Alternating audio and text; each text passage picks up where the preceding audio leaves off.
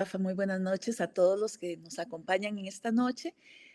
Como bien lo indicó Rafa, es para la Asociación Internacional de Profesionales en Derecho un verdadero privilegio contar en esta noche con la presencia de don Diego Palomo Vélez.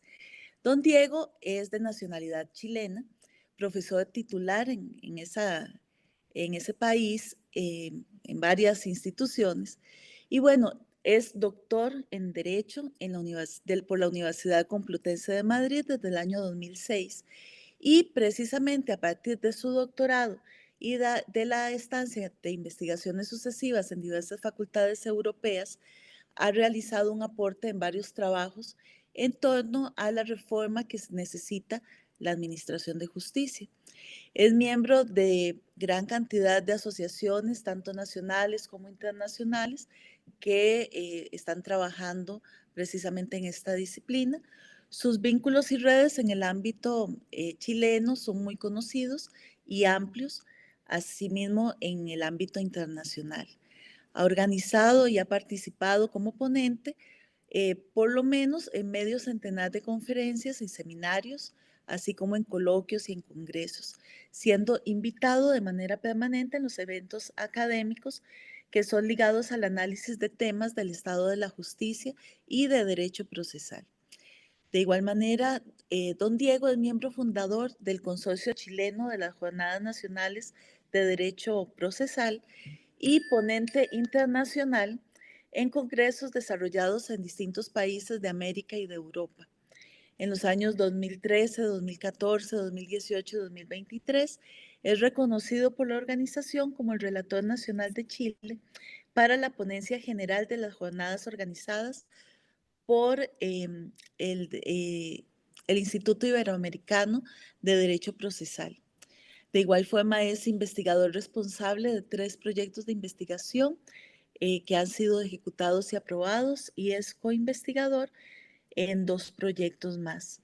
Es integrante extranjero de varios proyectos de investigación internacionales, profesor de claustro o invitado en programas de máster y doctorales en Chile y en el extranjero, además de ser un habitual invitado a integrar tribunales de tesis para maestría y doctorado.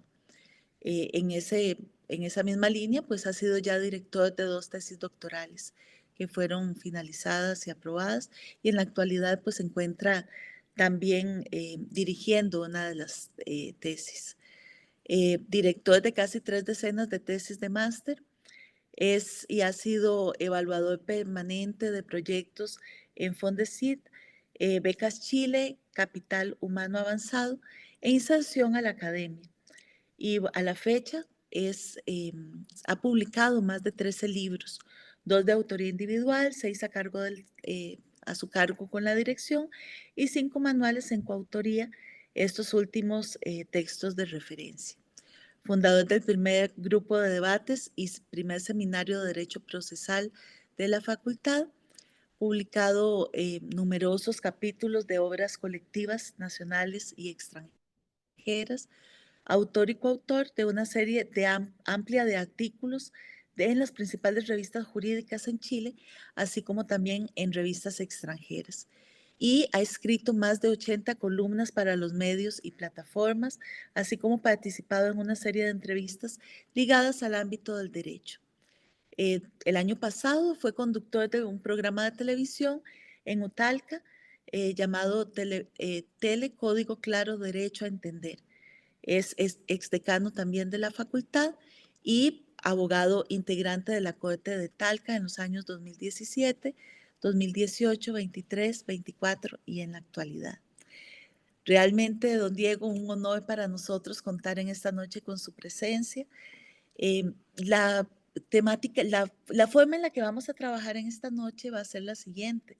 Vamos a escuchar la ponencia del doctor y todas las consultas que surjan, solicitudes de aclaración, cualquier inquietud que tengan ustedes, les vamos a solicitar que en el chat del, de la red, que nos la hagan saber.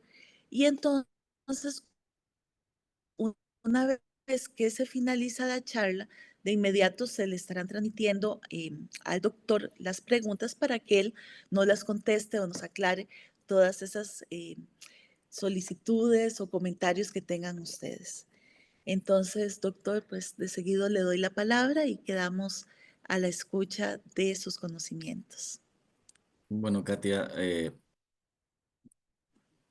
la presentación muy generosa de tu parte, te la agradezco, pero ya cuando uno ya supera los 50 años, uno quiere ser presentado mucho más simplemente, como te decía, lee y escribe. Bueno, Y, y el resto la gente lo descubrirá. Eh, Quiero partir por agradecer esta invitación a participar de esta instancia o este ciclo de conferencias de la Asociación Internacional de Profesionales de Derecho de Costa Rica. Agradecer a Rafa, y agradecerle a todo el equipo que está detrás de esto, que, que además me permite, aún por intermedio de esta comunicación a distancia o telemática, vincularme nuevamente con el que considero la tercera nación de mi vida. O sea, está Chile, está España y está Costa Rica. Mm. Por razones muy, muy personales, uno de mis mejores amigos fallecido era juez de Costa Rica, eh, y, y fui muchas veces, sí, más de 10 veces probablemente. Me encanta Costa Rica, me encantan los ticos, me encanta el lema o el dicho pura vida, eh, así que tienen un admirador en este servidor. Gracias, don Diego. Bueno, siempre bienvenido cuando usted guste. Acá en Costa Rica está su casa, su segundo hogar. Y ojalá tengamos la posibilidad pronto de contar con no solo poder comunicarnos como en esta noche, sino que pueda ser físico, que pueda ser presencial, que podamos reunirnos. Y bueno, la pandemia nos dejó cosas muy buenas, como fue el hecho de que pudiéramos todos utilizar este tipo de herramientas y conectarnos, ¿verdad? Ya no existen fronteras. Hoy allá a las 8 de la noche en Chile, aquí a las 6 de la noche y estamos viéndonos y conversando. Bueno, pero también esperemos que pronto tengamos la oportunidad de contar con usted por acá y que todos los integrantes de la asociación pues tengan la oportunidad de enriquecerse con su conocimiento. Yo lo único que les voy a pedir de antemano a todos los asistentes, a todos los que nos están viendo y a usted y a Rafa, que tengan un poquito de piedad, porque anoche no pude dormir ni un minuto, por lo tanto llevo no sé cuántas horas despierto, pero voy a hacer mi mejor esfuerzo porque las ideas centrales queden eh, bien instaladas. Seguramente sí, o sea, de eso no nos cabe la más mínima duda. Y tengo entendido que es porque está usted en una vida caóticamente perfecta, con una criaturita que le roba un poquito el sueño, y eso es Sí. maravilloso cuando hay un ángel que entró en el hogar.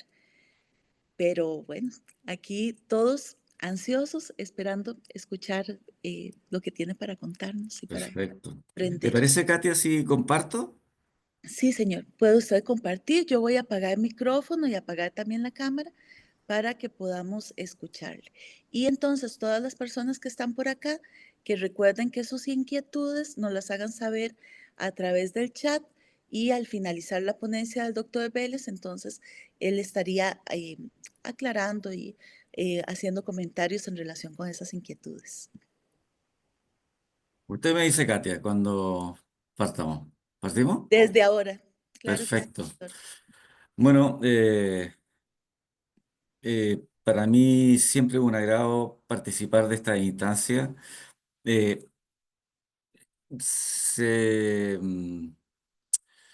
la universidad y la enseñanza del derecho y la formación de los futuros abogados requiere cada vez más eh, la el término de esa especie de dicotomía entre teoría y realidad. Por lo tanto, la enseñanza enciclopédica, en la cual muchos de nosotros, por lo menos los más viejos, nos formamos en una enseñanza memorística, ya no sirve.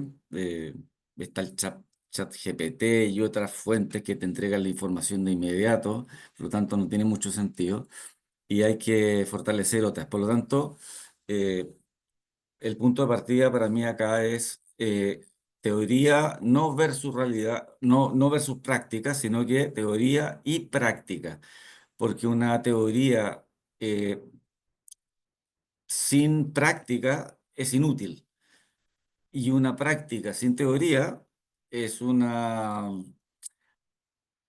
manifestación propia de seres que imitan o que reproducen prácticas de otros, pero sin saber en qué se fundamentan, a qué se deben, solamente reproducen lo que otros hicieron. Y si les preguntan por qué lo hace, no, porque lo vi así en alguna oportunidad. Entonces, partiendo de esa base, de la comunión que tiene que haber entre teoría o entre dogmática y praxis, que es esencial y que no se puede perder de vista, quisiera entrar al título, que es Justicia sin Norte, y que se llamaba Justicia Desnortada, pero Rafa me dijo que podía no entenderse. Entonces, me sugirió cambiarla por Justicia sin Norte. Y a propósito de eso, eh, pensé en un punto de partida. ¿Cómo, cómo partir, aparte de lo que les dije de teoría versus praxis, ese falso dilema? Eh, el, si ustedes piensan, si ustedes piensan en el núcleo central, en lo más caro de la función jurisdiccional, en aquel soporte o pilar sobre el cual se edifica y se sostiene la función jurisdiccional, eh, entenderán que existe un puñado de elementos muy acotados, y que suelen llamarse principios o tienen otro nombre. Pero esos verdaderos principios, no esto de llamar principio a cualquier cosa, porque cuando se le llama principio a cualquier cosa, nada termina siendo principio. Entonces, cuando hablamos de esos verdaderos principios, hablamos de elementos, de factores, sin los cuales la función jurisdiccional, el proceso y la justicia no puede hacerse realidad. Eh, Porque si se hace o si se concreta con un déficit en esos principios, termina siendo una simulación, una farsa, un simulacro eh, que no supera el estándar de la legitimidad que exige un Estado democrático de derecho.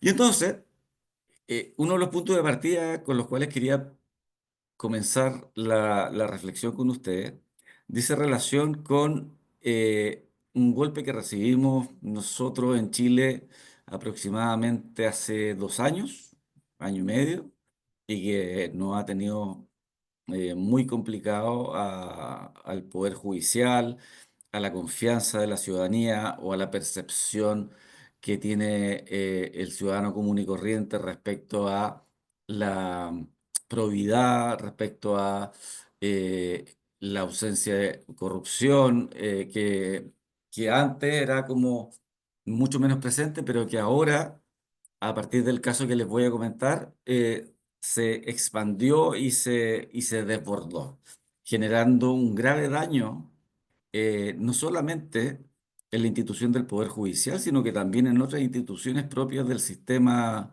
judicial, por ejemplo, en el Ministerio Público, que es una entidad autónoma en Chile, pero que también sufrió y experimentó situaciones propias también de las que le voy a comentar. Eh, Ahí está el signo de WhatsApp. Mira, o miren. Si WhatsApp no hubiese existido, probablemente Chile todavía no sabría lo que se tramaba eh, entre bambalinas. Resulta que eh, un abogado de apellido Hermosilla, hace un año y medio atrás, hace 2 años, eh, discutió en el marco de una causa con otra abogada, y esa otra abogada filtró una serie de audios de Hermosilla en una causa tributaria, y a propósito de esa filtración, le, le requisaron el teléfono a Hermosilla. Y a propósito de ese ejercicio de quitarle el teléfono, revisaron una serie de mensajes. Eran, no sé, miles de mensajes, miles de mensajes. Y esos mensajes decían relación prácticamente en su totalidad con un rol de abogado intermediario, influyente, respecto de jueces que aspiraban a ser ministros, o de ministros de Corte de Apelaciones que aspiraban a ser ministros de Corte Suprema, porque este abogado Hermosilla tenía contacto privilegiado con el gobierno de Sebastián Piñera. Entonces, en esa lógica, eh, la gente entendía que había que pasar por Hermosilla para tener posibilidad de que en la terna o en la quina definitiva ser seleccionado. Un poco les cuento muy brevemente en qué consiste o cómo se desarrolla el nombramiento de los funcionarios judiciales o de los jueces en Chile. Los jueces son propuestos en terna por la Corte de Apelaciones respectiva y se mandan al Poder Ejecutivo, y el Poder Ejecutivo elige uno. Puede ser el primero, el segundo o el tercero, y no tiene que justificar. Los ministros de Corte de Apelaciones, lo mismo, en terna, y lo elige el presidente de la República, el Poder Ejecutivo. Pero la Corte Suprema se propone una quina, 5 postulantes que están en concurso. El presidente de la República debe elegir a uno, y ese uno por el cual, o esa una por el cual opta, tiene que ser ratificada por 2/3 del Senado. O sea, en ese caso participan los tres poderes del Estado: el Poder Judicial, el Poder Ejecutivo y el Poder Legislativo. Entonces, el ámbito de influencia, el ámbito eh, de conversaciones impropias, improcedentes, poco transparentes, opacas, especialmente tratándose del nombramiento de los miembros de nuestro máximo tribunal de la República, la excelentísima Corte Suprema, estaban a la orden del día. Y este abogado, que se mostraba muy gentil, muy, muy cordial y muy diligente, se ofrecía para ayudar a que determinados postulantes llegaran a la Corte Suprema. Y esos determinados postulantes llegaban a la Corte Suprema porque coincidían con la ideología del gobierno de turno al cual él servía. Entonces, desde ese punto de entrada, eh, Chile constató que, no sé, buena parte de nuestra Corte Suprema no, eh, o buena parte de los ministros de la Corte Suprema no garantizaban o no manifestaban con claridad su independencia judicial. Estaban comprometidos, estaban de algún modo amarrados, estaban en deuda con este señor Hermosilla, al punto que hubo ministros de la Corte Suprema destituidos en un juicio político. Hubo 2 ministros de la Corte Suprema destituidos, y una de ellas destituida específicamente por influir en causas y tomar partido en causas en donde Hermosilla era una de las partes. Entonces, Hermosilla, con todo su diálogo, con todo su encanto como el abogado del diablo, lograba convencer a esa ministra de que le pagara el favor en su momento. Eso costó caro, fue bastante vergonzoso, y esos dos ministros están fuera de la Corte Suprema y del Poder Judicial. Actualmente también hay procesos abiertos en contra de ministros de la Corte de Apelaciones de Santiago. Eh, Cada semana se leía un listado nuevo de personas que aparecían en los WhatsApp de Hermosilla. Era como un ritual. Cada semana, un viernes, aparecía el abogado de Hermosilla, que es su hermano, leyendo porque era un montón de información. Entonces, y se largaba a exponer quiénes eran los nuevos personajes que se habían vinculado, que se habían relacionado con su hermano, porque un poco él dijo, si cae mi hermano, caen todos. Esa era la lógica de la estrategia de Hermosilla Hermano. Eh, Al punto que yo entre medio en serio y medio en broma, me sentía hasta mal por no haber sido nombrado dentro del selecto grupo y amplio grupo de los que se comunicaban con Hermosilla. Afortunadamente nunca lo conocí, nunca le escribí y nunca me escribió.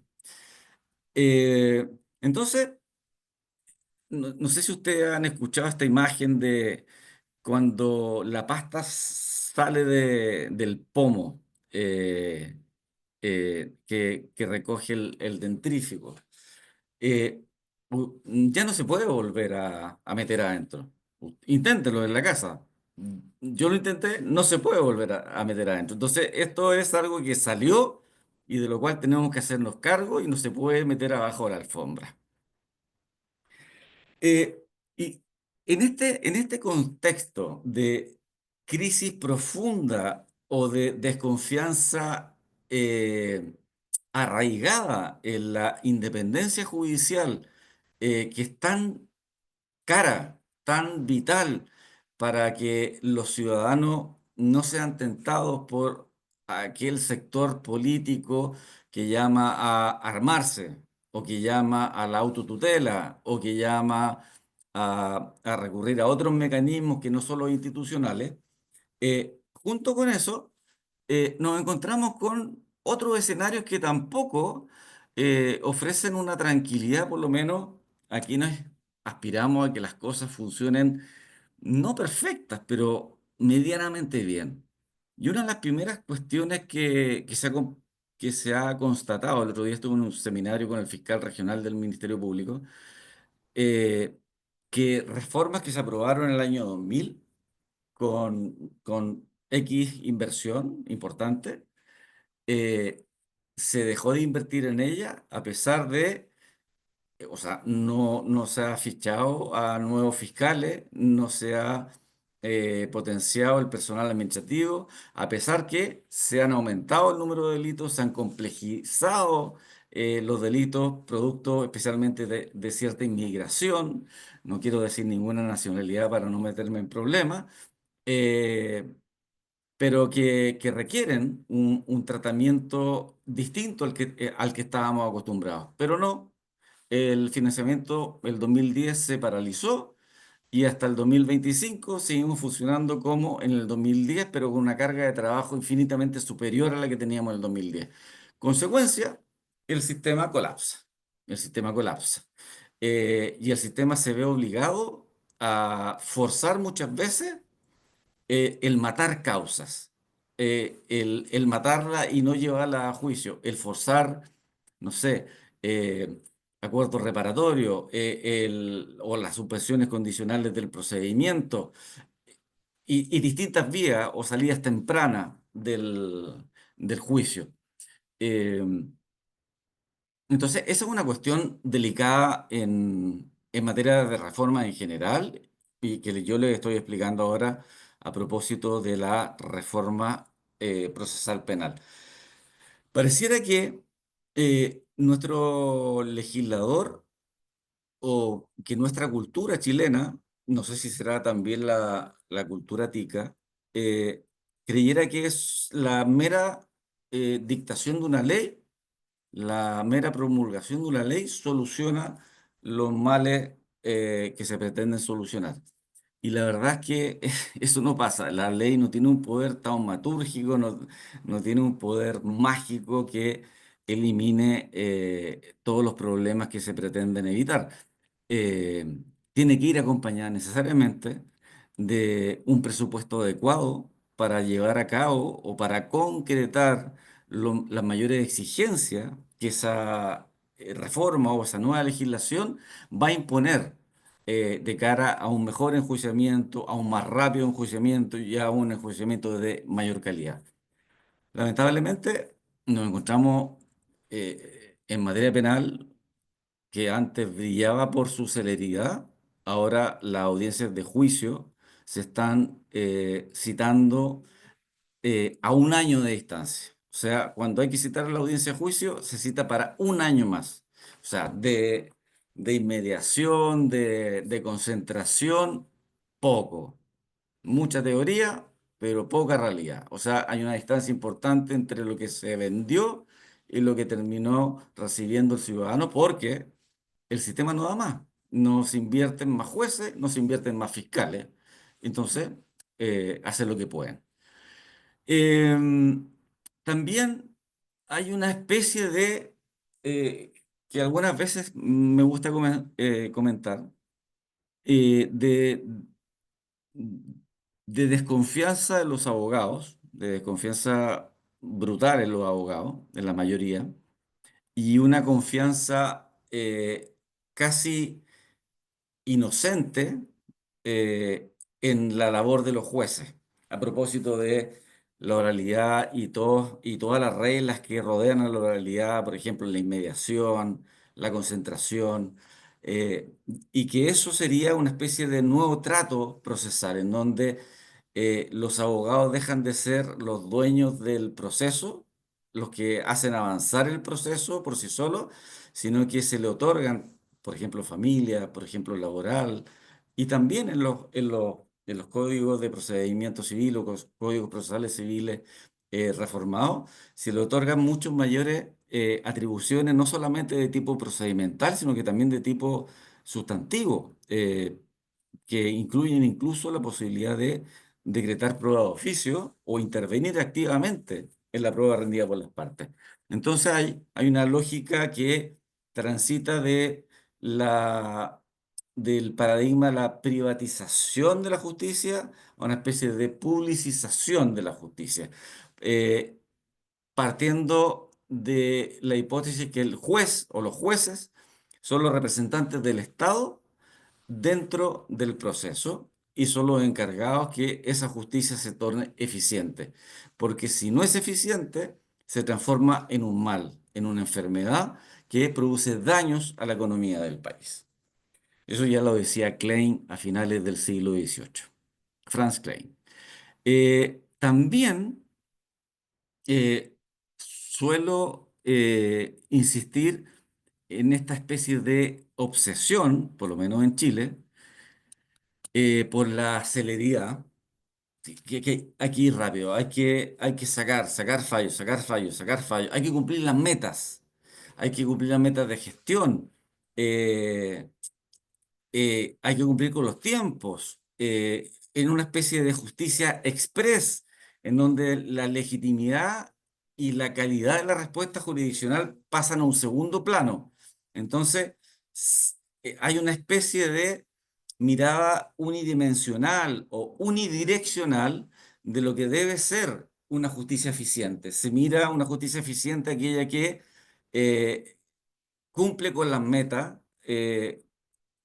que impone el departamento informático o el departamento de ingenieros del Poder Judicial, pero que implica, por lo acotado de los tiempos para la audiencia, lo acotado de una serie de actuaciones, implica necesariamente un detrimento en la calidad y en la legitimidad de la respuesta jurisdiccional que se brinda.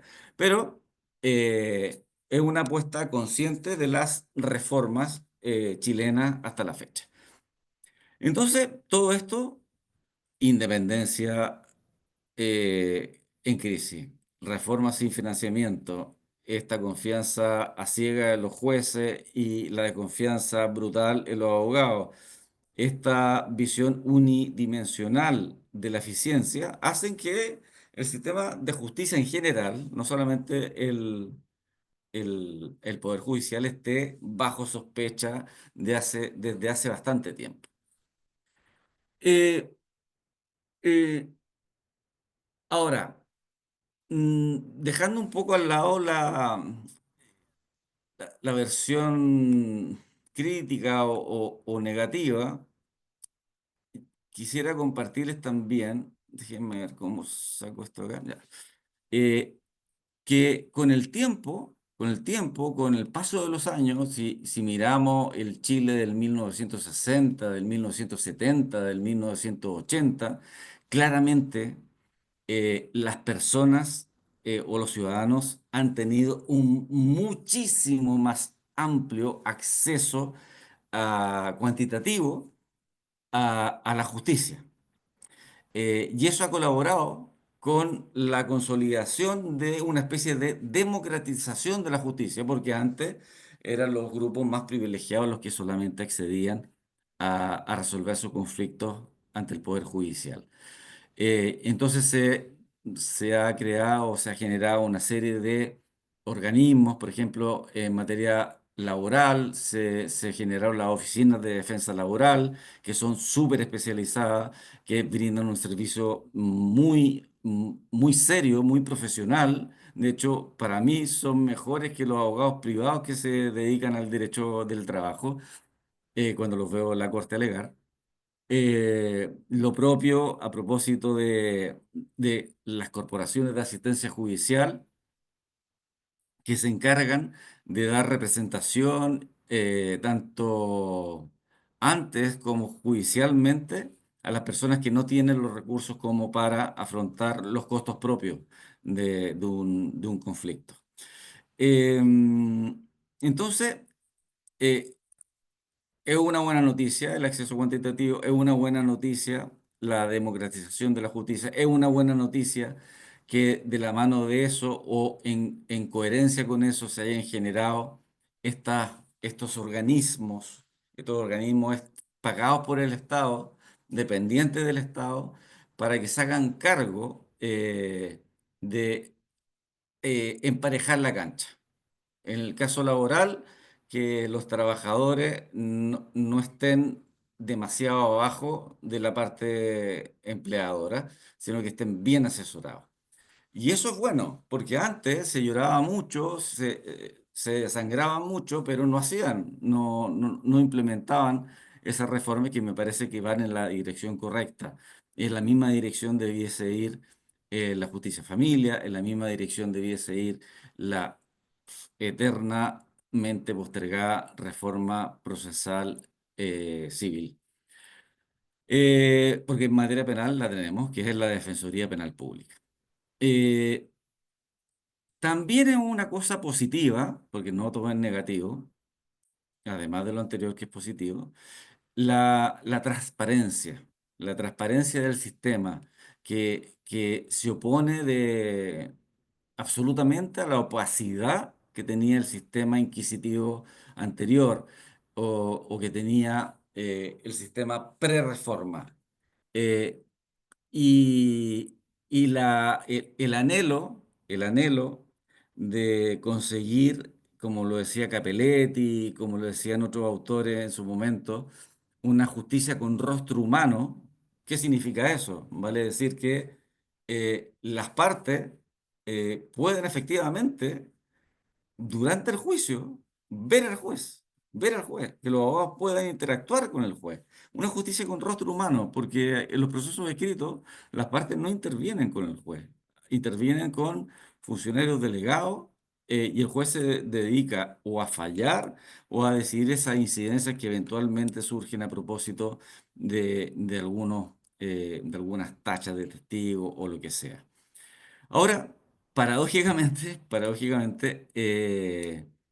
esta justicia con rostro está un poco en tela de juicio con los TICs y con la inteligencia artificial, que, claro, logramos la justicia con rostro y ya se nos metió la inteligencia artificial, en donde en Colombia, entiendo, ya se hizo el primer juicio por metaverso, eh, y la tecnología, esta metodología va avanzando mucho más rápido que las reformas procesales. Eh, una aspiración también que yo creo que hay que tener en cuenta cuando pensamos en la justicia sin norte, como es el título, o la justicia desnortada, eh, es la necesidad de terminar con la chicana. No sé si se entiende bien la expresión chicana, pero terminar con ¿cómo se diría chicana en... ¿entiende la palabra chicana? En realidad no, doctor. No, no lo Chicana ubico. es como terminar con la pillería, con la pillería menor, con tratar de aprovecharse de mala fe de los instrumentos que la ley o de los espacios que la ley brinda para dilatar el juicio, para desviar el foco de atención central del juicio. Eh, entonces, se hace necesario que en esta lógica, en donde los abogados, muchos de ellos, no todos, desde luego, no todos, desde luego, pero muchos abogados tienen un déficit importante en lo que dice relación con la ética legal, la ética jurídica. Y actualmente, uno de los desafíos, si ustedes se fijan, por ejemplo, en la última reforma al Código Procesal Civil español, la última reforma tiene un eje en sancionar el abuso del proceso, sancionar el abuso del proceso. eh, Reformas procesales en Chile, por ejemplo, en materia procesal laboral, hay un artículo específico que sanciona la mala fe procesal. Por lo tanto, el proceso no es un lugar para ir y hacer lo que se te antoja, sino que hay ciertas reglas que deben cumplirse para evitar que la discusión se digregue, se dilate, se enrede y se pierda el foco del asunto principal.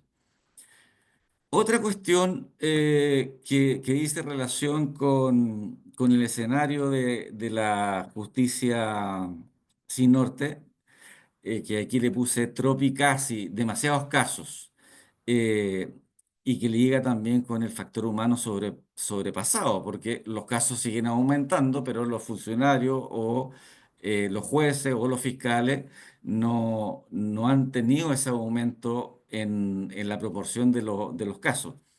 Entonces aquí el Estado saca su cartita bajo la manga y dice, a ver, yo no voy a poner más plata en la reforma, ya hice la inversión inicial y tenemos otras prioridades, no sé, construir puentes, construir cárceles, construir hospitales. No hay más plata para potenciar las reformas que ya las tenemos más o menos andando y que se apañen como puedan. Eh, y en ese esquema aparece mágicamente la figura de los mecanismos alternativos de resolución de conflictos, que entre ellas está la mediación y que se ofrecen casi como una fórmula mágica en donde las partes eh, deben concurrir, por lo menos en Chile, a una primera citación obligatoria. No están obligados a mediar, pero sí tienen, antes que demandar, tienen que ir a una citación, ir a una mediación obligatoria y si fracasa, recién ahí tienen acceso a presentar la demanda acompañando el certificado de mediación frustrada. ¿Eso está en sintonía con el potenciamiento del acceso a la justicia? No, no, porque hay determinados asuntos que el Estado me pone una traba más, que yo tengo que pasar por un trámite previo que dice relación con la mediación obligatoria, y que si bien no estoy obligado a llegar a ese acuerdo, eh, me hace perder tiempo, me hace probablemente distraer energía y con un factor humano a propósito de los distintos centros de mediación, y esto lo digo con el mayor respeto posible, muy mejorable. O sea, hay muchos centros de mediación que lo que menos hacen es tratar de mediar, tratar de mediar. Eh, entonces se va a esos centros de mediación básicamente para conseguir ese certificado de mediación frustrada. Entonces, un impedimento al acceso a la justicia.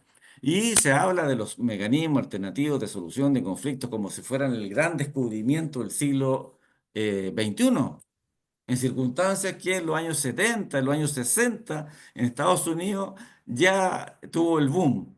Para variar, llegamos atrasados y creemos que a partir de ellos podemos solucionar los males de la justicia.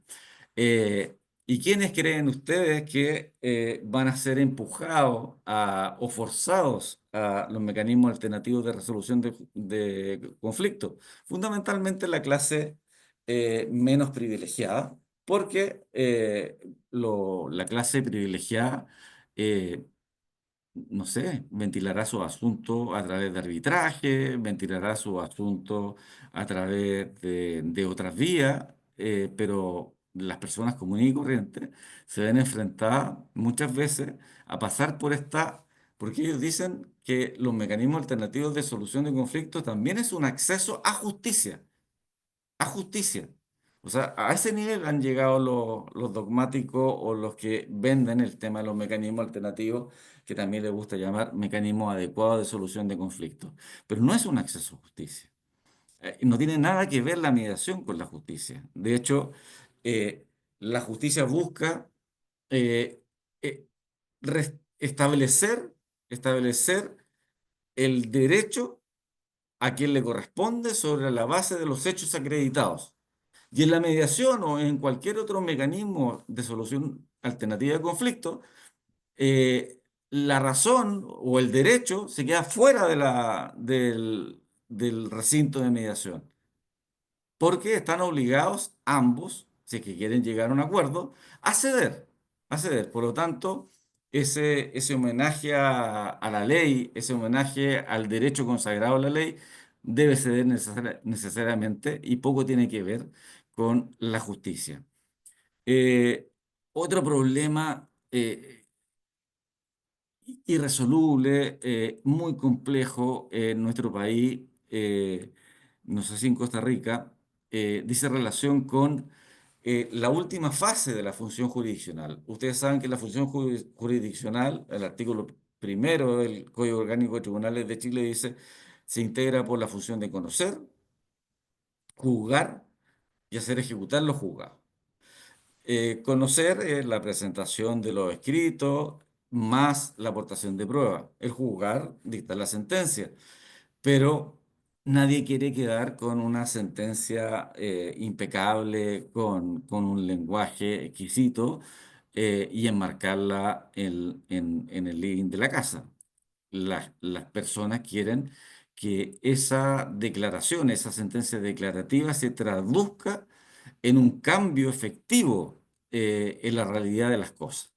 Entonces, cuando encontramos que el sistema de ejecución, que el modelo de ejecución eh, se, se transforma en una piedra de toque, se genera también la sensación en la comunidad, en la sociedad, que las cosas no funcionan, que seguimos dilatando la respuesta y que el condenado, el que perdió el juicio, sigue teniendo distintas instancias para dilatar, dilatar y dilatar.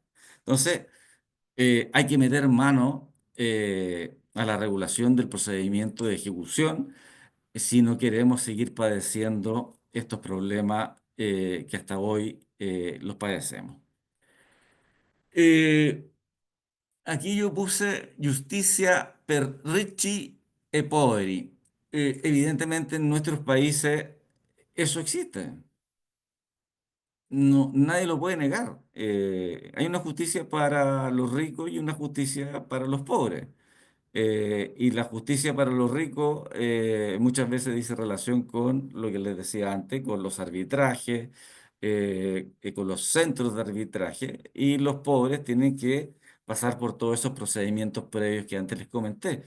El, También está como un problema muy presente el coste o el costo muy grande que tiene el sistema judicial eh, en general, que entre un 60 y un 75%, dependiendo de los tribunales y dependiendo de las regiones, están al servicio de los grandes litigantes. No sé, léase Falabella, léase Ripley, léase el Banco Chile, léase el Banco del Estado, eh, a través de los procedimientos ejecutivos para cobrar un pagaré ejecutivamente, para cobrar un cheque, para cobrar algún otro título ejecutivo. Entonces tenemos buena parte de la carga de los tribunales civiles dedicados a atender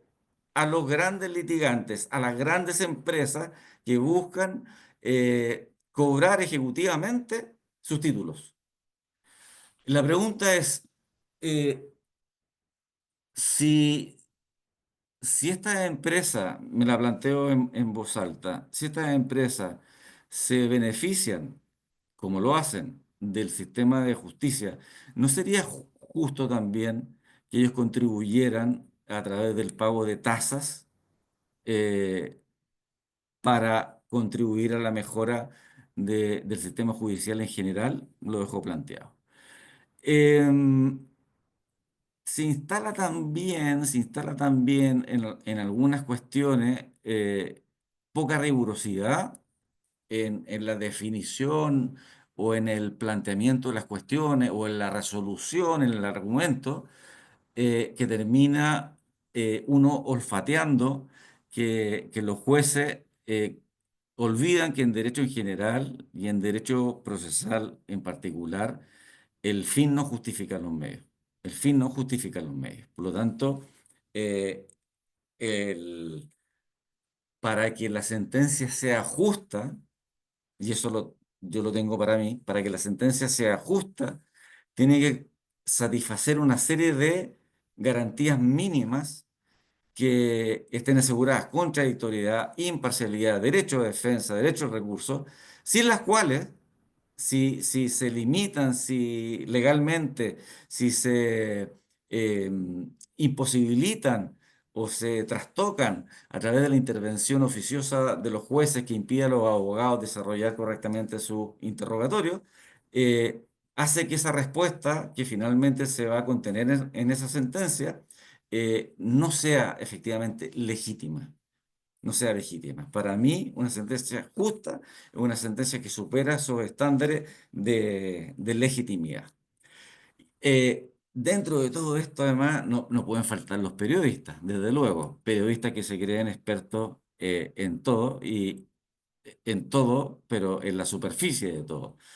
Eh, y en una época en donde las noticias falsas o la reproducción de noticias falsas va presionando o va construyendo una presión creciente en el Poder Judicial y en sus miembros, una prensa sensacionalista que es especialmente perita en buscar titulares escandalosos o especialmente indignantes, que va contribuyendo a esta escalada de desconfianza o mala percepción del sistema de justicia. Otra cosa que también he verificado dice relación con que en nuestro país y probablemente en el vuestro se ha instalado la especie de división entre jueces de un sector y jueces de otro sector, jueces de derecha y jueces de izquierda. Eh, y eso le hace un daño tremendo a la seriedad de la función jurisdiccional. Creo yo que los jueces, y aquí voy con los jueces y X, que era el ex Twitter, los jueces deben ser especialmente prudentes en sus opiniones. Yo creo que los jueces opinan y hablan a través de sus sentencias. De lo contrario, se transforman en activistas políticos de un lado o del otro, comprometiendo seriamente un valor central que es la imparcialidad para casos que estén eventualmente involucrados con la opinión de él. Así que los jueces y las redes sociales, los jueces y la red social X no maridan bien, no maridan bien. Y entre medio de todo esto no podía faltar, no podía faltar el populismo. El populismo que está a la orden del día, especialmente en épocas de elecciones, eh, en donde las soluciones son fundamentalmente simplistas, eh, que el ciudadano se arme, que se construyan más cárceles, que ojalá que las cárceles se construyan en el desierto, en Chile se ha propuesto que se construyan en el desierto o en islas en el sur de Chile, o que hayan cárceles en barcos, eh, como si eso solucionara el problema, olvidándose que la cárcel no debiese ser la única respuesta del sistema penal. eh, Máxime si las cárceles en el estado actual en que están en Chile no brindan casi ninguna posibilidad de reinserción en la sociedad. Por lo tanto, el castigo, esa parte del castigo se está cumpliendo, pero ese otro componente, la reinserción, está fallando estrepitosamente. Eh, y este populismo hace también muchas veces que las garantías procesales operen a la baja, porque se transforman en una especie de estorbo.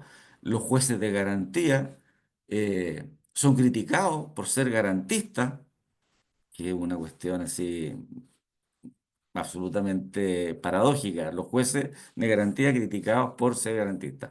Pero también surgen otros jueces que les gustan las cámaras, que les gustan los casos mediáticos, que son los denominados jueces estrellas, y que se preparan especialmente con todas sus energías para ese tipo de juicios y, y brindan toda la atención a esos juicios. Pero dejan abandonado el resto de los asuntos que tienen a su haber. Eh, entonces, el tema de la independencia judicial con este escándalo del WhatsApp de Hermosilla y esta caja de Pandora que se abrió, eh, está de alguna forma en jaque y en donde la inamovilidad ha tenido que ser matizada porque dos ministros de la Corte Suprema fueron expulsados mediante un mecanismo constitucional que se llama juicio político. Y también el tema de la responsabilidad cuando se ejerce por parte del mismo Poder Judicial dentro del organismo. Entonces, una cuestión dentro de todo esto es que las reformas deben enterarse ya. Ya llevamos 25 años de reforma, 25 años de reforma, por lo menos en Chile, que la suerte o el éxito de esa reforma no puede ponerse exclusivamente sobre los hombros de los jueces o juezas, eh, porque los jueces o juezas son tan humanos como los abogados. Entonces, eh, el desafío está en lograr que esos abogados sean una verdadera contribución para que la respuesta jurisdiccional sea fruto de un contradictorio bien desarrollado, en donde una parte controle la fiabilidad de la información que ingresa una y la otra hace lo propio con la información que ingresa la otra. Y eso todo con el sello, con el mínimo común denominador de una actuación ética. Y dentro de todo, eh, surge la pregunta que, ¿a qué justicia aspiramos? ¿A qué justicia aspiramos? ¿A una justicia rápida, express, de estadística? ¿O a una justicia que sea más rápida que la antigua, pero que no descuide la calidad de la respuesta jurisdiccional?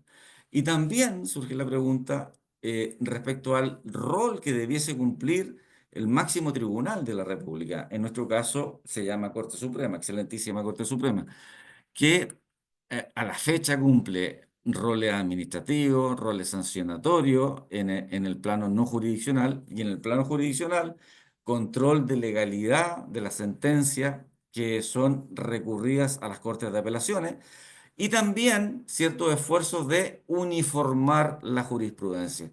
Pero pareciera ser que en algún momento nos vamos a tener que definir si queremos que la Corte Suprema tome un limitado número de asuntos para que a partir de ese limitado número de asuntos se pueda generar una jurisprudencia fuerte, consolidada y que permita efectivamente orientar a los tribunales inferiores. Porque en el esquema actual, en donde se mezcla también con el control de legalidad de los fallos de las Cortes de Apelaciones, hay una jurisprudencia de la Corte Suprema que depende básicamente de la integración de la sala. Si un ministro se enferma y lo integra un fiscal judicial o un abogado integrante, puede cambiar una jurisprudencia que estaba, hasta ese momento estaba primando. Eh, entonces, una reflexión final dice relación con la relación entre la justicia, la democracia y la fortaleza institucional. Alguna vez leí hace algunos años atrás un libro que se lo recomiendo, que se llama ¿Por qué fracasan los países? Y fundamentalmente la conclusión es los países. Hay países que son limítrofes. eh, Estados Unidos, México, no se me ocurre otro, Chile, exitoso, Argentina, no, estoy bromeando ahí. Eh, eh, pero dice relación con la seriedad, la fortaleza institucional. Cuando las instituciones se debilitan, cuando las instituciones pierden credibilidad o se perciben como débiles, los países están más expuestos a una dinámica que los lleve por el derrotero del fracaso. Entonces, el futuro, con todo lo que hemos dicho, tampoco nos ayuda mucho. Ustedes saben que eh, el día a día va cambiando el escenario, día a día. O sea, esto es la cultura de lo frenético, la cultura de los cambios a máxima velocidad. Es un futuro incierto, un futuro, como diría Sigmund Bauman, un futuro líquido, que no sabemos para dónde va a ir. Y eso hace que todavía sea más difícil intentar hacer un diagnóstico que nos permita construir un sistema de justicia eh, que no llegue tarde, que no llegue tarde a las necesidades que en su momento vamos a tener que satisfacer. Porque por ejemplo, lo que liga con la inteligencia artificial o los juicios por metaverso y todo eso. Insisto acá en el tema de las cárceles. Me tocó en alguna oportunidad escuchar a una jueza en Chile que describía las cárceles a uno de a una de las personas que no quería de algún modo colaborar con la diligencia. Le describía las cárceles como lugares hediondos, con enfermedades, con ratones, o sea, si los jueces, si los miembros del Poder Judicial describen así las cárceles, yo también he conocido las cárceles chilenas, y son lugares realmente espantosos, realmente peligrosos, y en donde el contacto o la contaminación criminógena está a la orden del día. Entonces, tal vez más que pensar en un libro negro en donde recogiéramos todos los problemas que tiene la justicia sudamericana o latinoamericana, debiésemos concentrar la energía en una especie de libro blanco de la justicia que recoja aquellos puntos clave sobre los cuales se debiesen construir los futuros sistemas de justicia. Porque no hay una vacuna mágica. No hay una vacuna mágica. Y aquí hay un dicho que por lo menos en Chile se repite bastante, aunque la mona se vista de seda, mona queda. O sea, por mucho que se venda una reforma como la solución a todos los males, al poco tiempo puede terminar naufragando.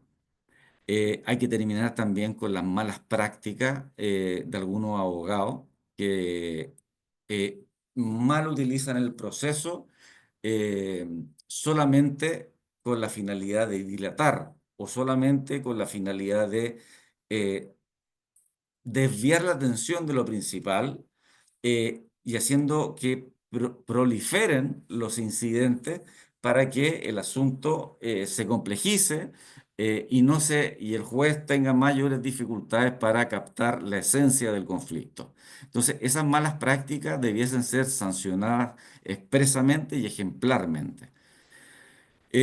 Bueno, lo mismo que muchas veces he dicho, en estos ejercicios de reforma hay que evitar cometer los mismos errores, no solamente los mismos errores que en nuestros procesos de reforma del barrio hemos cometido, sino que también errores que cometieron países más adelantados a los nuestros y que ya los tienen solucionados. Entonces hay que saber mirar nuestros referentes. Em, Entendiendo también si lo que nos importa es no solamente la velocidad, no solamente el eficientismo, sino que también nos importa la calidad, no podemos entender a la justicia, ni al Poder Judicial, ni a los jueces como operadores de una fábrica de salchichas.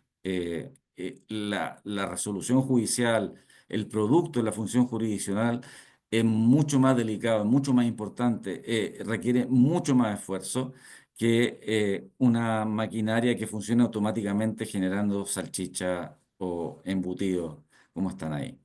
Em, tampoco se puede comparar con estas imágenes de comida rápida.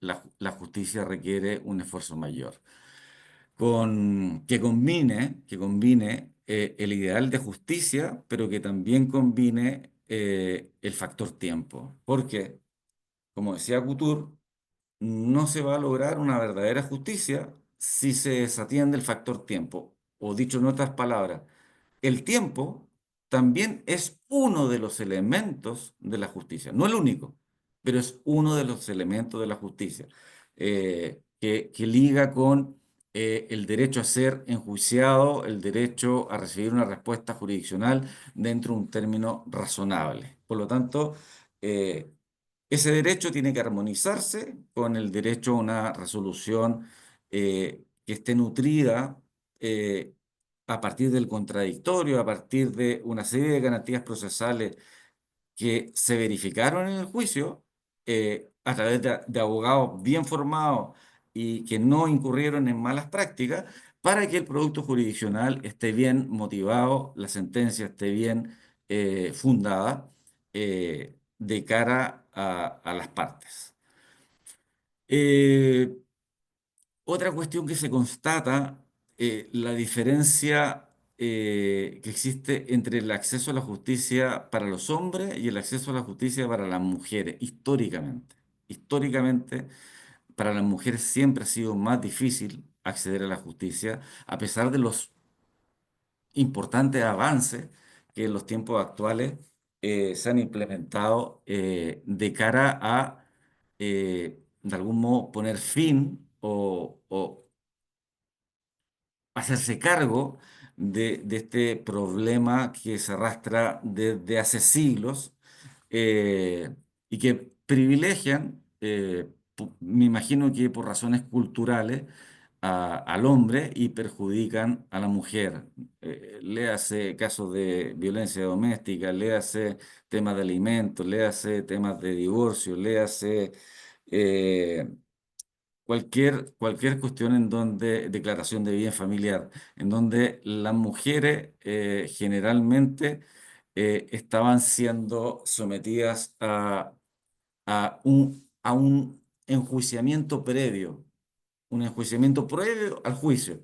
Y esto se verificaba especialmente en los juicios penales, en donde la víctima era una mujer eh, y las preconcepciones o los prejuicios de los miembros del tribunal eh, hasta hace poquito hacía que se absolviera necesariamente al acusado porque no entendían los jueces que, por ejemplo, la víctima mujer no haya opuesto resistencia a la violación, en circunstancias que está probado y acreditado que una reacción, dentro de las reacciones que puede tener una persona que está sufriendo una violación, es el quedarse paralizada, el quedarse paralizada.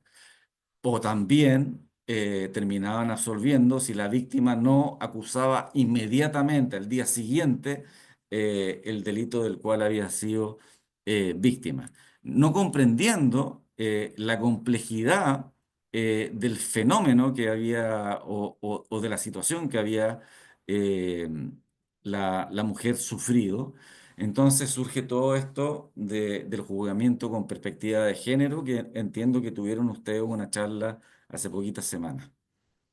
Eh, Esta es una imagen del guardián de la ley, y ahí está tratando de asomarse el ciudadano, tratando de entrar, y el guardián de la ley son los jueces.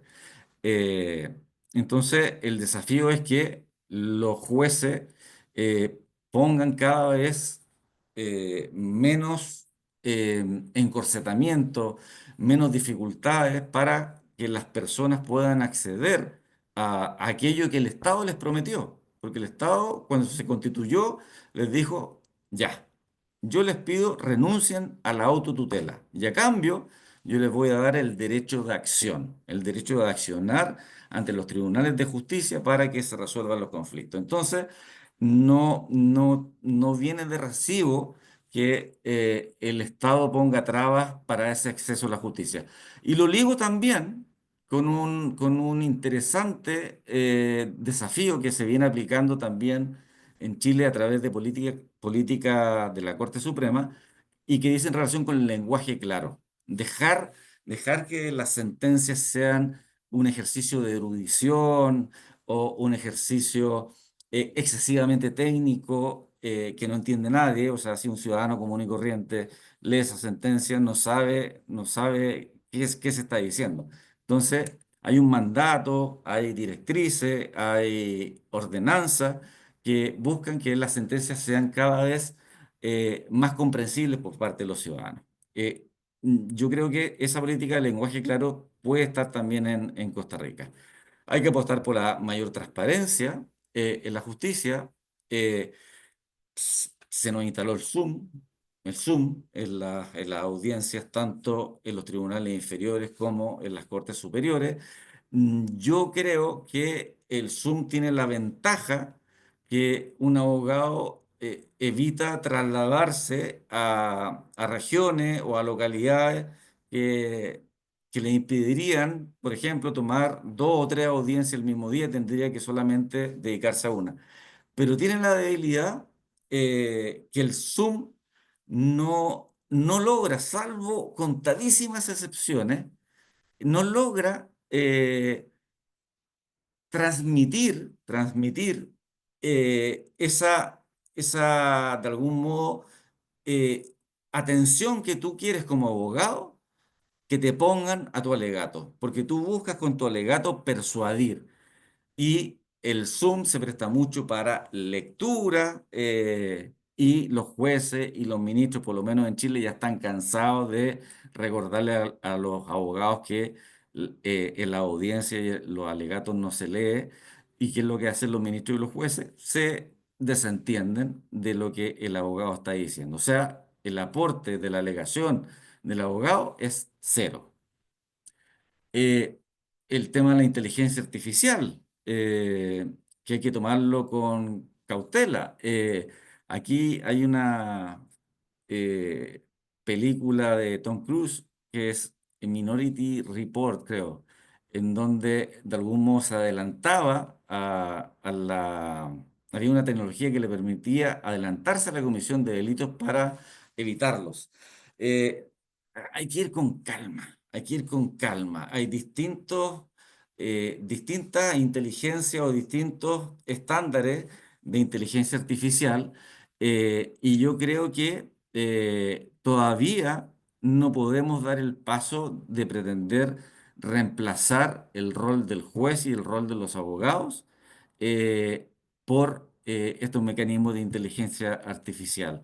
El criterio, la sensibilidad frente a un caso y sus particularidades, no la va a tener este instrumento de la inteligencia artificial, que además, ustedes lo saben, es nutrido o es enseñado por una persona. Y esa persona también puede tener prejuicios, puede tener preconcepciones que también contaminan o pueden contaminar la decisión que otorgue. Entonces, dentro de este esquema, y ya que estamos fundamentalmente con juicios orales y hemos superado esto de los expedientes, ¿qué justicia buscamos? ¿Qué justicia buscamos? De entrada, algunos en Chile han propuesto que se instalen, cosa que nunca ha ocurrido en Chile, jueces con toga y peluca y abogados que también con toga. ¿Que es necesario llegar a, a esa cuestión meramente formal? Yo creo que no. Por ahí no va la solución. Por ahí no va la solución. Eh, Basta con una vestimenta acorde con la solemnidad de la función jurisdiccional, que también lamentablemente muchas veces no se ve por parte de los abogados, que no entienden dónde están situados. Eh, yo creo que una clave está en apostar por el factor humano de la justicia, por las personas. Y por las personas me refiero a jueces, me refiero a defensores, me refiero a fiscales, me refiero a los abogados. Porque la justicia es lo más humano que tenemos, y tenemos que defender la dignidad de la función jurisdiccional. Eh, y, y para defender la dignidad de la función jurisdiccional, lo primero que tenemos que derogar es quizá una de las primeras leyes de nuestros países, que es la ley del mínimo esfuerzo. La ley del mínimo esfuerzo. Si logramos que todos los que intervienen dentro del sistema de justicia abdiquen, renuncien a la ley del mínimo esfuerzo y comprometan todas sus energías, todas sus capacidades a hacer un mejor esfuerzo, vamos a avanzar en forma real a una justicia más evolucionada que se pueda defender de sus enemigos internos como externos. Un poco instalar la cultura del trabajo bien hecho, no la chimuchina, no el trabajo superficial, no el hacer las cosas por el check, no, el trabajo bien hecho, las sentencias bien hechas, las sentencias bien pensadas, bien fundamentadas. También es clave atacar todas las corruptelas, al nivel que sea. No puede haber distinción y no puede haber tolerancia frente a las corruptelas. Un juez corrupto debe salir inmediatamente del Poder Judicial, inmediatamente del Poder Judicial. Entonces, cuando nos convenzamos de la necesidad de esto, vamos a lograr avanzar hacia un nuevo, y no solamente hacia un nuevo, hacia un mejor sistema judicial y vamos a empezar a vislumbrar que esos problemas que antes les mencioné pueden tener algún tipo de solución. El tema de la justificación racional de las decisiones también es temazo, un temazo, eh, en donde el juez tiene el tremendo desafío, especialmente en sistemas en donde la valoración de las pruebas se rige por las reglas de la sana crítica, eh, y impone un estándar reforzado de motivación racional de la decisión. Pero eso que se dice en teoría y que se dice o que se extrae de la ley, pocas veces se traduce en la práctica. Pocas veces se traduce en la práctica. Y nos encontramos, por ejemplo, en las Cortes de Apelaciones en Chile con sentencias que, conociendo un recurso de apelación, ponen vistos, se confirma. Ningún argumento. Vistos, se confirma.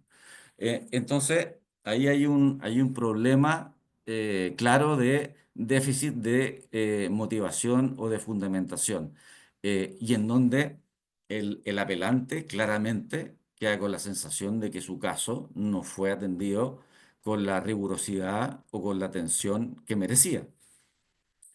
Eh, ¿Qué decir de la inmediación judicial que ha repercutido en un cambio de eje, por lo menos en Chile, eh, a la baja de los recursos procesales? Ya los recursos procesales en los nuevos sistemas de justicia permiten a las cortes o a los tribunales superiores un menor ámbito de control, un menor ámbito de revisión. eh, que es fundamentalmente enfocado a la correcta aplicación del derecho, s- quedando absolutamente vetado, prohibido, proscrito, cuestionar a través de ese sistema recursivo la correcta valoración de la prueba.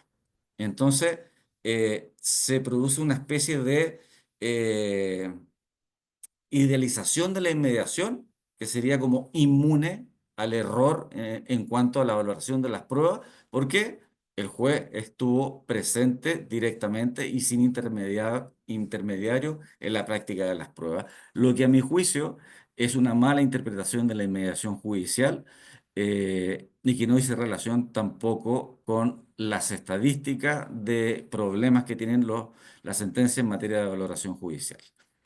Y en ese esquema, en donde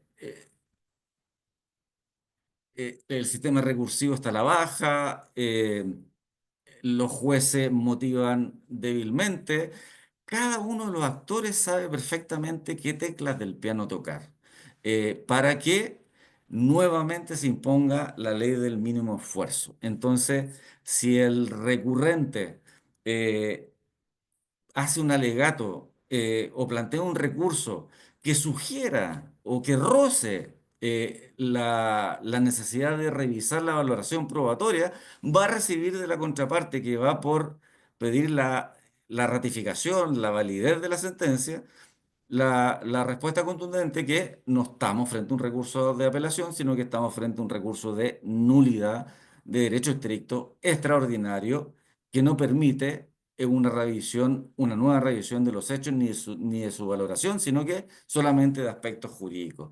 Y también para la Corte resulta mucho más fácil rechazar los recursos de nulidad, recurriendo muchas veces a una motivación por derivación, eh, en donde siempre hay algún considerando que dice, aparece meridianamente claro que en el considerando 8, 9 y 10 el juez o la jueza se hizo cargo de esta cuestión y por lo tanto no cabe otra posibilidad que rechazar el recurso. Entonces, termina siendo el sistema recursivo vaciado de contenido y una especie de pantomima.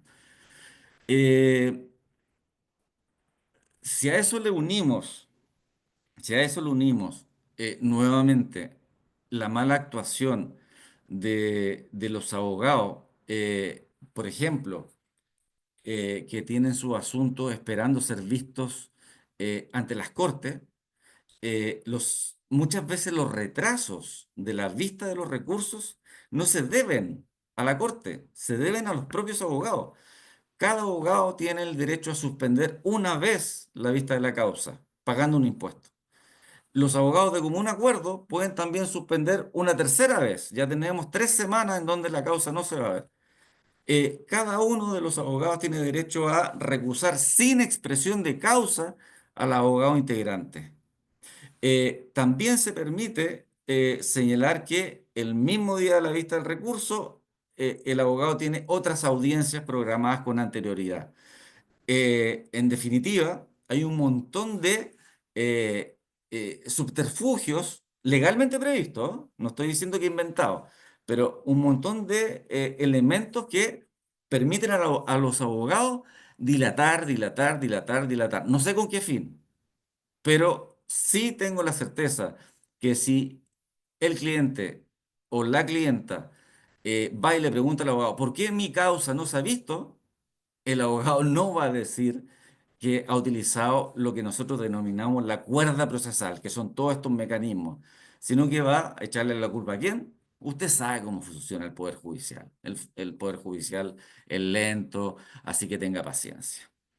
Eh, Esto se suma también con muchos recursos que se presentan y no se alegan, lo que se traduce en los abandonos de recursos.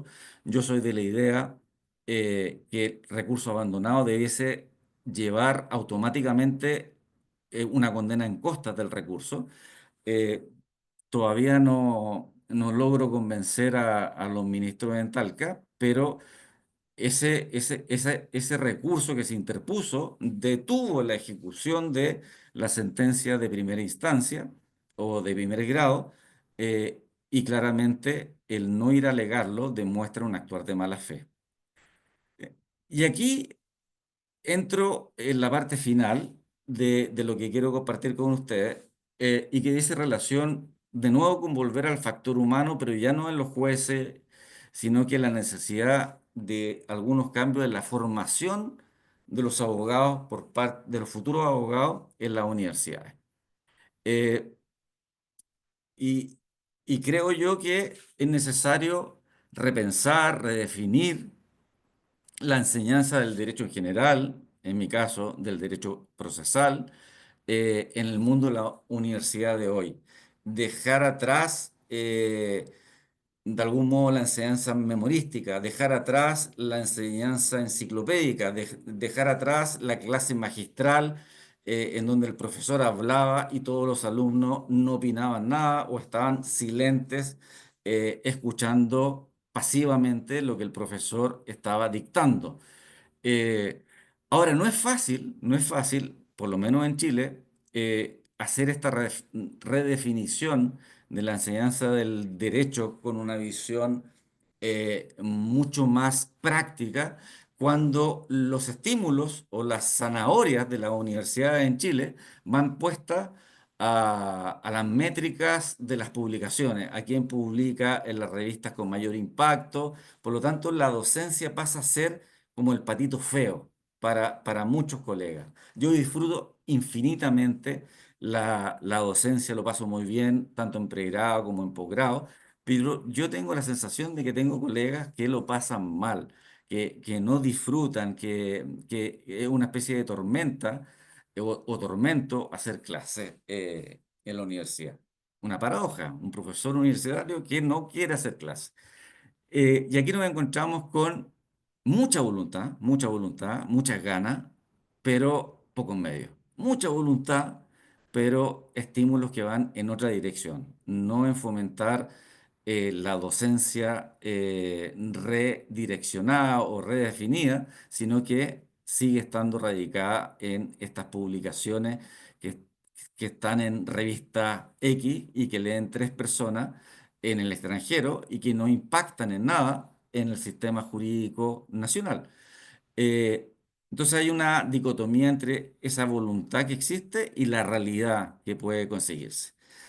La universidad de hoy es eso, una universidad que busca estadísticas, eh, y en donde en el circuito o en el espectro completo de las universidades públicas, privadas, privadas clásicas, privadas no clásicas, nos encontramos con, no sé, con un verdadero supermercado en donde dependiendo el pasillo donde nos metemos, vamos a ver distintas clases de universidades, algunas universidades con minúsculas y otras universidades con mayúsculas que hacen, de algún modo, cumplen con los objetivos principales de una universidad de verdad.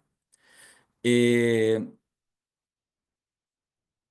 entonces, la calidad es una cuestión importante, igual que la cantidad.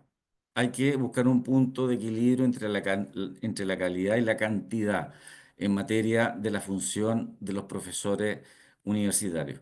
Eh, Tenemos académicos en Chile, muchos especializados, doctores en Derecho, eh, incluso con postdoctorado en universidad alemana, italiana. Tenemos académicos altamente especializados. Eh, ¿Y por qué no los aprovechamos? ¿Por qué no los aprovechamos también para que puedan nutrir a nuestros estudiantes, tanto de posgrado como de pregrado, con esa especialización, con esos conocimientos que están en la actualidad, que están en la vanguardia, en vez de tenerlos ahí repitiendo cuestiones que ya llevan, no sé, 50 años repitiéndolas?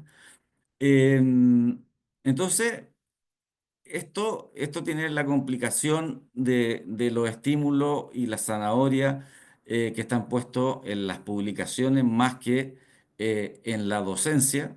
Y mientras más publicaciones tienes tú y de mayor índice de calidad, mayores posibilidades vas a tener de ser promovido o jerarquizado al nivel superior de la jerarquía de la universidad. ¿Qué pasa con las carreras de derecho? Hay esa niña con los libros en la cabeza, intentando, así casi por osmosis, asimilar eh, lo que esos códigos, esos libros dicen. Enseñanza memorística, el clásico. En mis tiempos era la lógica. Pero eso ya en unos tiempos en donde eh, la inteligencia artificial, en donde la fuente electrónica eh, y en donde las cosas cambian tan rápidamente, hay tanta reforma de la reforma que no tiene sentido forzar a los alumnos a aprenderse todas las cosas de memoria, porque además ese aprendizaje de memoria es un aprendizaje que no permanece o no se adhiere o no se asimila como una debida comprensión de la institución que está detrás de eso. Algunas consecuencias que yo les decía, profesores que no quieren dar clase, las claves están, a mi juicio, en la especialidad, en la experiencia. Así como se habla de horas de vuelo, hay que tener horas de sala. Yo ya estoy viejo, entonces yo tengo horas de sala y mis cursos que son nuevas generaciones, o sea, mis alumnos son menores que mi segunda hija. Y tengo siete hijos o hijas de ex compañeros míos de la universidad, literalmente ex compañeros míos.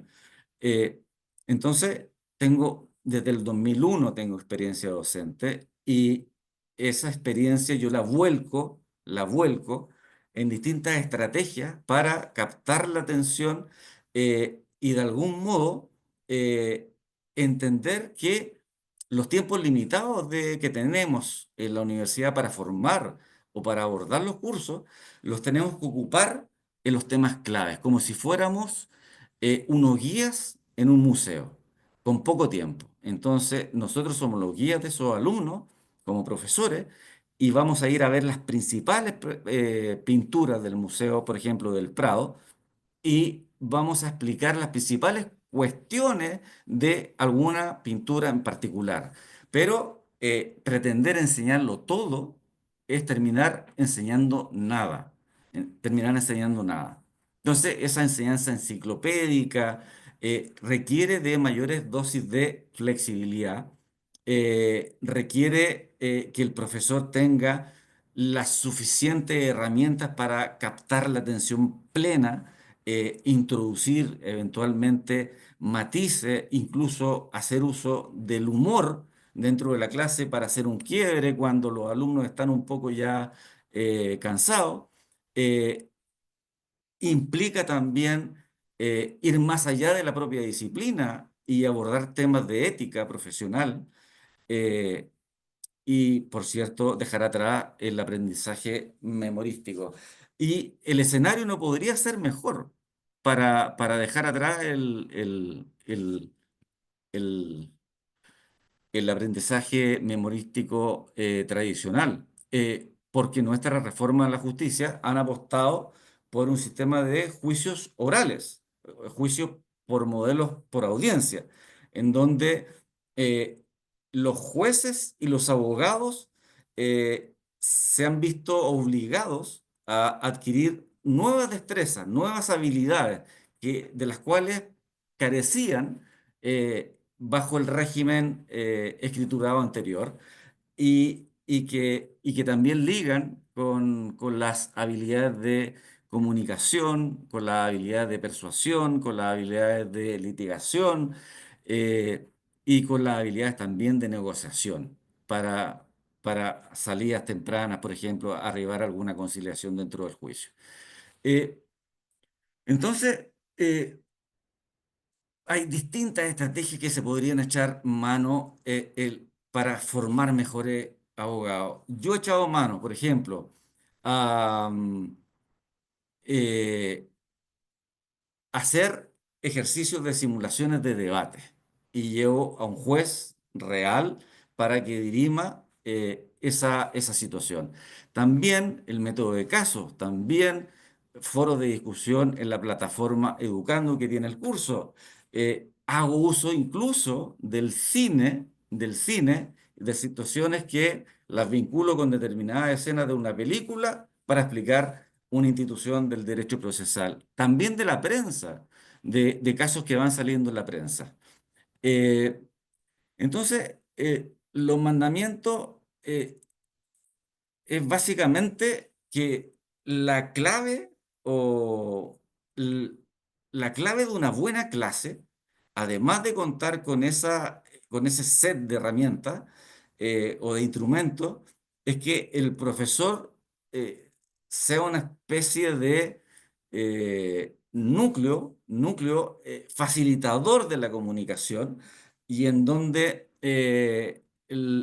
sea una especie de obra de teatro en donde todos quieran participar, todos quieran sumarse, aprendiendo y disfrutando del curso y no padeciéndolo. Eh, una cuestión que me molesta muchísimo escuchar de algunos colegas es la queja permanente de las nuevas generaciones. Yo tengo una visión absolutamente distinta de las nuevas generaciones. No sé si a mí me tocaron excepcionalmente alumnos respetuosos, alumnos que van a todas las clases en circunstancias que yo estoy obligado a pasar lista y me da una lata pasar lista, no paso nunca lista y van todos igual a clase. Y veo alumnos motivados y capacitados. Eh, y esto nos obliga, esta redefinición de la forma de enseñar el derecho en general y el derecho procesal en particular, es porque el mundo ya no es el mismo que en el cual nosotros nos formamos, cambió radicalmente. Eh, Hay que ganar en precisión terminológica a la hora de exponer argumentos, hay que ganar en oratoria. Hay que ganar en las capacidades de argumentación, hay que ganar en la resolución, en la capacidad de resolver problemas prácticos, con casos prácticos, no solamente que se aprendan artículos de memoria, sin perjuicio de que también tienen que dominar, o por lo menos tener en lo que yo denomino geografía de código, saber más o menos dónde están esas normas para ubicarlas rápidamente.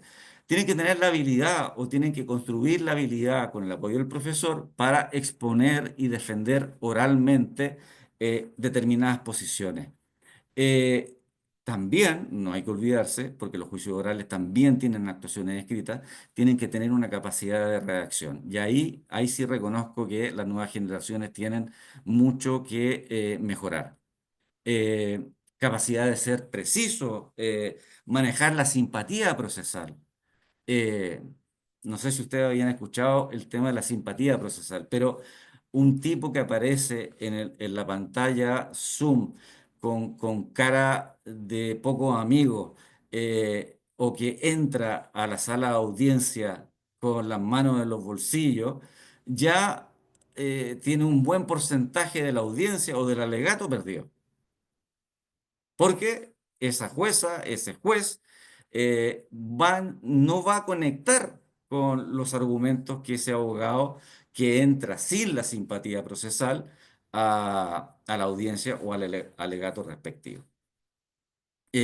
Voy a saltarme esto porque yo, yo, em, entonces, para mí, el tema de la formación de los futuros abogados es clave y es perfectamente posible si es que las universidades equilibran los estímulos o las zanahorias y no están unidireccionalmente enfocadas a las publicaciones, sino que también a una cuestión fundamental que es formar profesionales de calidad para que se hagan cargo de sistemas de justicia que requieren mayores y mejores habilidades. Eh, los cambios van a seguir pasando, no existen remedio mágico. La clase solemne con un auditorio completamente silencioso que no responde nada, ya quedó en el pasado. Eh, Implica, por cierto, más dedicación por parte del profesor, más ganas. Eh, pero vale la pena porque tú te das cuenta al final del curso y al final cuando ellos terminan licenciándose que son futuros profesionales que van a aportar a una mejor justicia. Eh, una mejor justicia que de algún modo sea, no sé si se acuerdan ustedes de esta imagen de los mineros que quedaron atrapados en Chile hace algunos años, en el 2010. Una justicia que sea rescatada de esa percepción de corruptela, percepción de desconfianza, percepción de mínimo esfuerzo y que la ponga en el lugar que merece. Y terminar con esto, terminar con la idea que dictando las leyes, dictando una ley, se soluciona el problema, una especie de poder taumatúrgico de las leyes. Eso se vive en Chile a cada rato. Los legisladores creen que dictando una ley se soluciona el problema. Pero si esa ley no está acompañada de un presupuesto que se haga cargo de los desafíos que implica esa ley no va a cambiar absolutamente nada. La justicia o una mejor justicia no está disponible a precio de oferta. No, no la puedes conseguir, no la puedes comprar en las rebajas. Una mejor justicia implica una inversión importante. Y yo creo que una inversión que vale la pena porque mantiene la paz social. De lo contrario, vamos a seguir, si no hacemos estos cambios, vamos a seguir teniendo, como decía Calamandrei, la sensación o la imagen que hay demasiados abogados circulando que no dan el ancho o que no tienen el estándar o las capacidades para aportar al sistema de justicia. Y si no nos hacemos cargo de eso, estamos viviendo una especie de autoengaño.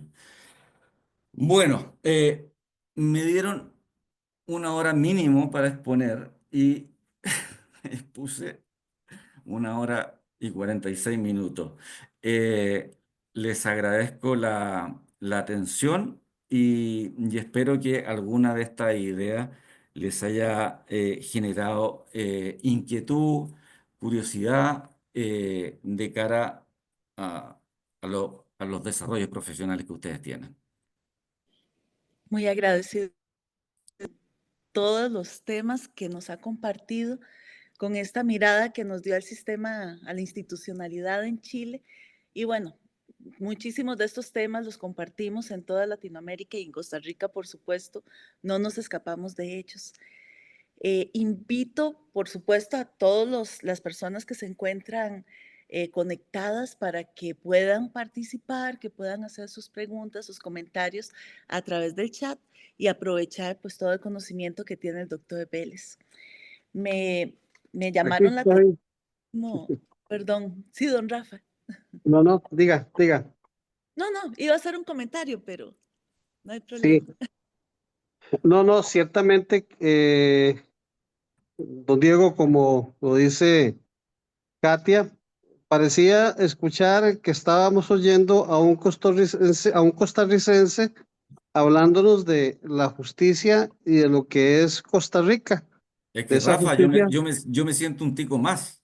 Sí, pero todo lo que nos conversaste es propio de nuestro sistema. Desde el punto de vista de la creación de leyes, pensando en que con más leyes vamos a mejorar la justicia cuando no les damos un presupuesto adecuado para hacer una mejor ejecución. Hemos pasado en las últimas 2 décadas de los procesos escritos a los procesos virtuales o a los procesos orales con la idea de que la oralidad va a generar procesos más expeditos y lejos de ellos se nos han complicado más. Usted nos decía hoy día que ustedes estaban a Bueno, la era espera de un año un para la señalamiento audiencia. de juicio a un año y te puedo decir que hoy día tengo señalamientos para el año 2027 y 2028 que me alegran porque tengo trabajo para largo rato todavía. Lo que Claro, pasa es pero que ayer precisamente me estaban ofreciendo un libro de una costarricense que se llama Justicia Denegada, Justicia Retardada es Justicia Denegada, porque tardó un proceso penal 17 años para terminar con una sentencia absolutoria por certeza. Y entonces eso es lo que genera esta situación. Hablabas, Diego, de la situación, decimos nosotros en Costa Rica, de los litigantes temerarios que no tienen esa buena fe procesal y hacen todo lo posible por hacer que los procesos sean largos, por evitar las audiencias, por no estar, inclusive hoy día ya algunos tribunales y algunos procesos en procesos que tenemos en donde ciertamente las agendas son muy ocupadas para los abogados, pues ya se están tomando medidas para quitar al abogado cuando ciertamente no está dispuesto a poder cumplir con las audiencias porque dice que tiene más audiencias y que tiene retraso. Hemos venido en los procesos civiles obligando a haber un abogado director del proceso y una persona segundo a bordo perfecto, por si hay un perfecto. choque de audiencias, pues que entonces atienda esa otra persona y evitarlo. Pero lo que dijiste, precisamente lo que está pasando a nivel del conocimiento tuyo en Chile, es lo que nosotros tenemos. Y abriste la conferencia con la palabra de la teoría a la práctica. Y eso Mm, es lo que nosotros en la asociación, te dije que nosotros estamos velando por la buena praxis legal bajo el contexto de una capacitación y una actualización, llevando a los muchachos, llevando a los abogados, llevando a los litigantes de la teoría a la práctica y les decimos que no es solamente saber hablar bonito, sino que ujú. saber aplicar la teoría del delito. O Exacto, sea, la exacto, teoría en eso es parte de exacto. lo que hay, pero Porque de lo eh, contrario, la práctica está vacía de contenido, lleva una repetición mecánica de prácticas que él escuchó en algún momento. En cambio, cuando se nutre de la adecuada dogmática o teoría, eso fluye y se nota en un mejor resultado de cara a conseguir una sentencia favorable. Así Katia, que, no sé si hay alguna persona que quiera participar, que levante la mano y se le abre el micrófono para efectos de escuchar si hay alguna posición, alguna pregunta, alguna conversación que nos quieran realizar. Sí, porque efectivamente en el grupo, en el chat, no veo ninguna consulta, ningún comentario. Entonces, efectivamente, si alguno de los colegas o de los jóvenes estudiantes que se encuentran afiliados a la asociación desean hacerle algún comentario al doctor, pues sería un buen momento que para se aprovechar. atrevan, que se atrevan. Yo no tengo Claro, ningún problema. claro. Y es que importante, doctor, usted ahora que comentaba y cuán cierto, la educación es básica, ¿verdad? Estos estudiantes de hoy son nuestros futuros jueces, son las personas que el día de mañana van a estar en la judicatura Pero como jueces. yo no conozco muy bien, pero los estudiantes que pertenecen a esta asociación ya están dando un paso cualitativo y muy importante que va más allá de su formación universitaria. Entonces, eh, yo aplaudo a la gente que no se conforma con lo básico, sino que quiere sacar el máximo provecho. Y, y les digo a los más jóvenes que están escuchando que tienen que aprovechar que son jóvenes y que tienen más energía, porque cuando uno se pone más viejo, tiene menos energía para adquirir o seguir perfeccionándose.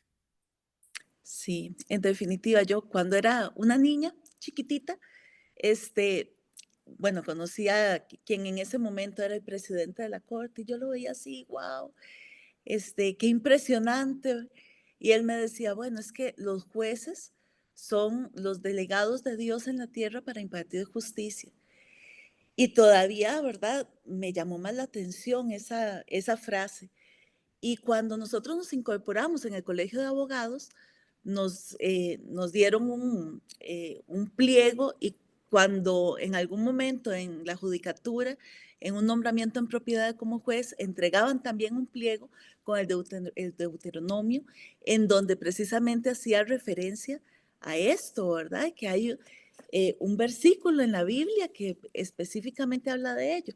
Entonces, ¿qué, qué compromiso, qué responsabilidad tan grande?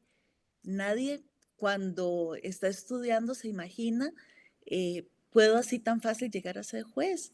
Y es que es el compromiso desde que son estudiantes, desde que están aprendiendo, en esforzarse, tener mística, tener toda esa probidad, esa dedicación. Los estudiantes que se están formando tienen que tener muy claro que con independencia de la sede jurisdiccional en la cual se desempeñen, penal, civil, laboral, están en juego bienes y valores muy importantes. En penal, la libertad de una persona.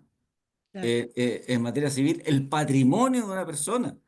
claro. En materia laboral, una indemnización justa para que esa persona pueda seguir alimentando a su familia. Entonces, son cuestiones sumamente delicadas que si eh, el futuro abogado no las entiende así, no vamos a conseguir mejorar la justicia. Todo pasa por mejorar el factor humano y también porque se termine con esta lógica política de que basta con la dictación de leyes sin los debidos presupuestos que apoyen la aplicación de esas leyes. Sí, sin duda. Doctor, le agradecemos infinitamente su tiempo. No, yo le agradezco a usted. No, gracias. No queremos robarle más. También, bueno, dijimos que la charla iban a ser 2 horas, de 6 a 8. Y bueno, estamos alcanzando el tiempo.